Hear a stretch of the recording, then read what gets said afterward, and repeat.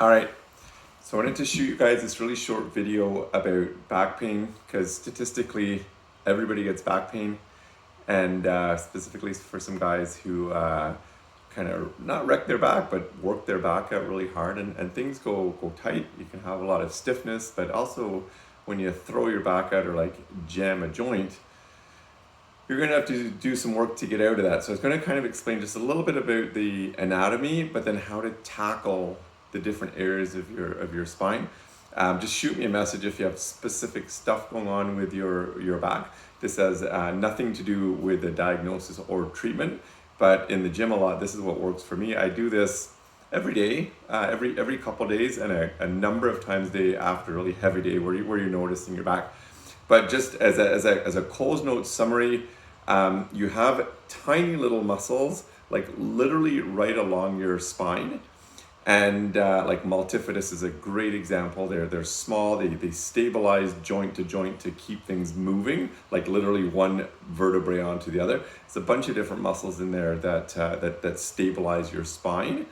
And then there's some of your bigger muscles. So bigger muscles, if you look at someone's back, they're like the mountains that run down the two sides. And then there's kind of middle muscles like QL you might have heard of, which is the primary thing I'm going to show you how to release today. Obviously, just as a side, those really big long muscles, when you got on a foam roller, great, the whole length of the spine, you can roll them out. Technically, the multifidus don't do a ton of moving. A lot of those little muscles around the spine, they're stabilizers, and they're very high in what's called proprioception. So just as they move, they give feedback to the brain. And then with that movement, with that feedback, then the brain gets to go, well, I'm going to do this. So they're part of the motor programming, those deep muscles. You can strain those deep muscles, and it leads to like, oftentimes that slipping and jamming that you get in the back. But those deep muscles, like especially like multifidus, more difficult to stretch, but huge to get in on like a lacrosse ball, like a road hockey ball. Lacrosse is my favorite. Small, dense, even a golf ball works, and you're literally going like right close to the spine on either side. You can Google images multifidus, great one. But specifically for today, so lots of kind of leaning over, lifting yesterday, QL tends to be a huge culprit. QL kind of runs from the crest, the hips, up the spine, and then like a triangle out this way. Okay, so it kind of runs. It attaches to all your lumbar vertebrae, up into the ribs and down. So it's this huge muscle on both sides. But how to release it is rolling, stretching. But I'm going to show you like my reigning favorite. And for this, you need a flat surface with a drop off. Like a bench, like a bench press bench isn't usually good enough because it's not high enough. I use this at home. Okay, it's just, I don't know, gift in the house we bought. So it's got a drop off here. The other favorite place is just using the top landing of your staircase, where you can stretch one leg off as the stairs go down.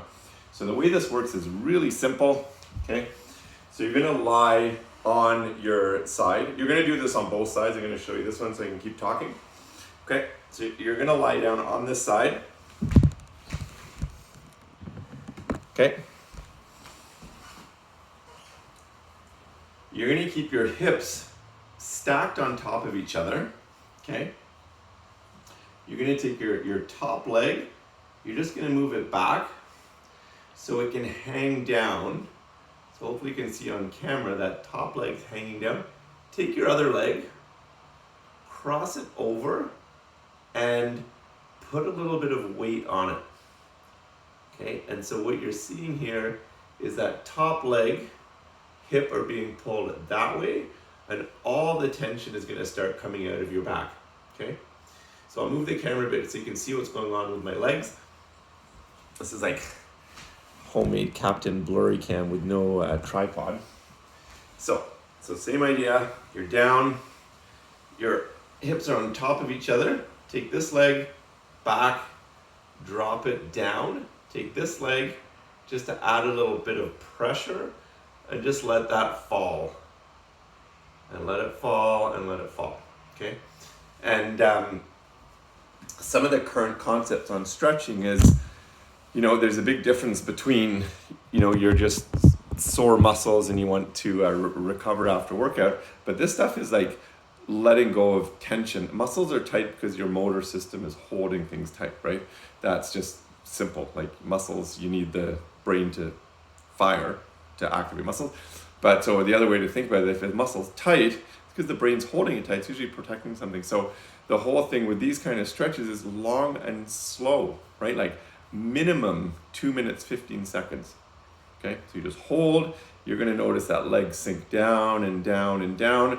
You're going to get a ton of great release in the back. You may get a little pop and click, what we call cavitations, the joint just going like fluid in the joints, making a little bit of a popping sound without or gas in the joints, getting a bit technical. But try that out. It's like the best thing ever. Honestly, for there's a great quote that 80% of people have back pain and the other 20% are liars. And so obviously that's what I do in my day-to-day job. But this is an awesome, simple way to open up that back organically without doing any therapy or someone digging in there with an elbow or tools. It's just like a little bit of upkeep and maintenance to your lumbar every day or every couple of days is going to keep it, well, you need it long and strong, right? So this is long. Get in the gym and get strong. Take care, boys.